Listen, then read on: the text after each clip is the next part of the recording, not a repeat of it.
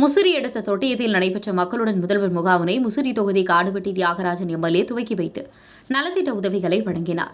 திருச்சி மாவட்டம் தொட்டியம் தனியார் திருமண மண்டபத்தில் நடைபெற்ற மக்களுடன் முதல்வர் சிறப்பு முகாமில் திரளான பொதுமக்கள் கலந்து கொண்டு பல்வேறு கோரிக்கைகளை வலியுறுத்தி மனுக்கள் வழங்கினர். தொட்டியம் ஊராட்சி ஒன்றிய அலுவலகம் எதிரில் உள்ள தனியார் திருமண மண்டபத்தில் நடைபெற்ற மக்களுடன் முதல்வர் சிறப்பு முகாமினை திமுக திருச்சி வடக்கு மாவட்ட கழக செயலாளர் முசிறி சட்டமன்ற உறுப்பினர் காடுவெட்டி தியாகராஜன் எம்எல்ஏ தலைமை தாங்கி தொடங்கி வைத்து நலத்திட்ட உதவிகளை வழங்கினார்.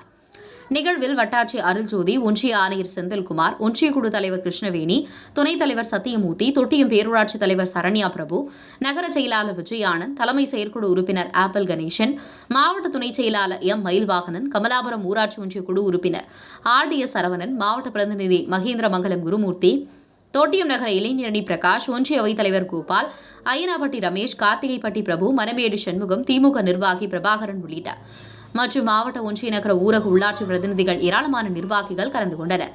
அப்போது ஏலூர்பட்டி, கமலாபுரம், தோலூர்பட்டி, அரசலூர், அரங்கூர் ஆகிய ஊராட்சிகளை சேர்ந்த பொதுமக்கள் பட்டா நகல், முதியோர் உதவித்தொகை, புதிய குடும்ப அட்டை, மகளிர் உரிமை தொகை, வீட்டுமனை பட்டா உள்ளிட்ட 20க்கும் மேற்பட்ட பல்வேறு கோரிக்கைகளை வலியுறுத்தி சுமார் 600க்கும் மேற்பட்ட பொதுமக்கள் மனுக்கள் வழங்கினர்.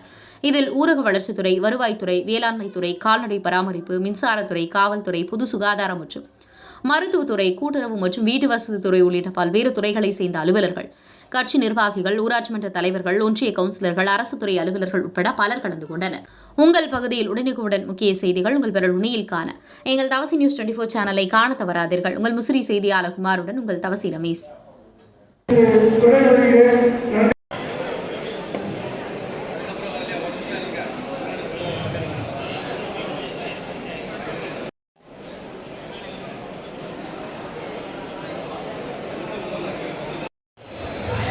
அடுத்து கலைஞர் கனவு இல்ல பயனாளி தோளூர்பட்டி கோ சுப்பிரமணியன்.